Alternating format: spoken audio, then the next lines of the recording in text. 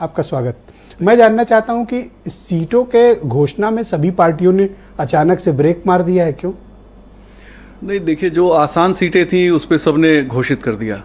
Proportionate देखेंगे तो 63 सीटें समाजवादी पार्टी के पास हैं, वो 42 करीब कैंडिडेट उन्होंने उतार दिए हैं। बीजेपी जिन 74 सीटों पे उनको चुनाव लड़ना है, उन्होंने उसमें से 51 पे अभी अनाउंस कर दिए हैं। बाकी सीटें कॉम्प्लिकेटेड है, कई जगहों पे लोकल इक्वेशन बहुत इम्पॉर्टेंट होता है। इस चर्चा में अभी बात नहीं आई है, लेकिन बीएसपी जिस तरह से कैंडिडेट खड़े कर रही है वो बहुत ही इम्पॉर्टेंट है आगे के चुनाव को देखते हुए।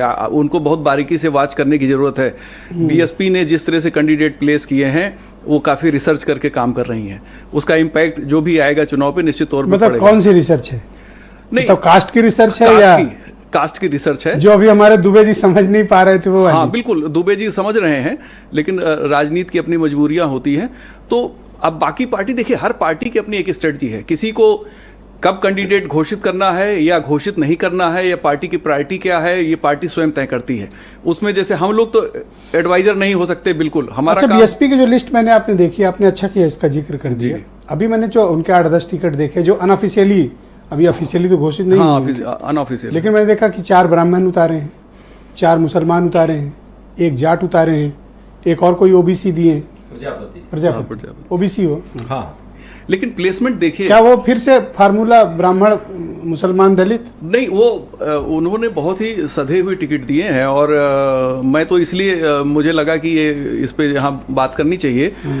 अब जैसे अयोध्या में ब्राह्मणों को मतलब वहाँ टिकट मिल रहा है, ये कहने का मतलब? हाँ, अयोध्या में उन्होंने ब्राह्मण दिया है। अकबरपुर भी ब्राह्मण दिया है। हाँ। जहाँ पे नोएडा भी दिया है। अब आप देखिए, और वहाँ मेरठ भी दे दिया। और ये जैसे अकबरपुर है, वहाँ पे अम्बेडकर नगर, वहाँ पे ब्राह्मण प्रत्याशी बीजेपी का घोषित है, और मायावती जी ने ब्राह्मण दे दिया वहाँ भी।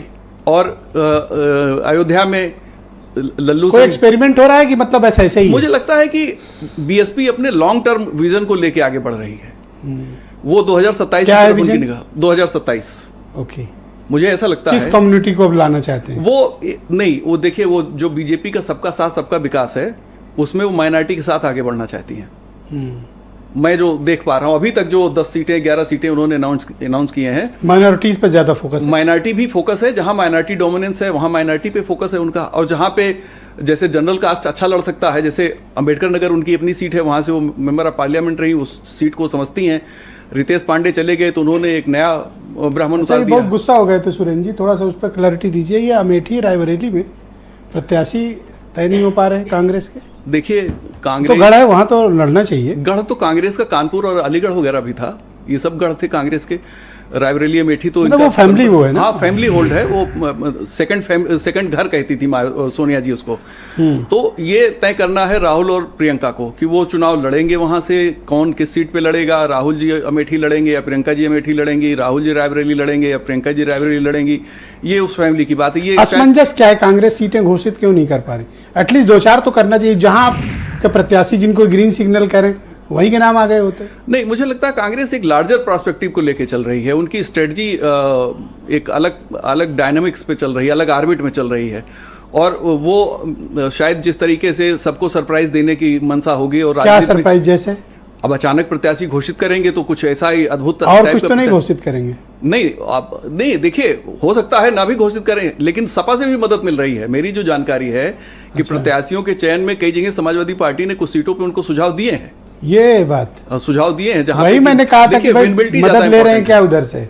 बिल्कुल मदद ले, और लेना भी चाहिए। अगर दोनों पार्टियां मिलके, तो इनके पास नहीं है इसका मतलब? नहीं, इनके पास होंगे भी तो जिताओ। देखिए, उत्तर प्रदेश में 80 सीटों के लिए योग्य उम्मीदवारों की बहुत कमी है। बेचैनी हो रही, पर सुनिएगा सर। हाँ। योग्य उम्मीदवारों की बहुत कमी है, जिताऊ प्रत्याशियों की बहुत कमी है। नहीं सर, बोलना होता तो आपको देता। और जिताऊ प्रत्याशियों की बहुत कमी है। आपकी बेचैन हो रहे थे, इसलिए मैंने थोड़ा समय दिया आपको। ऑलराइट वीरेंद्र।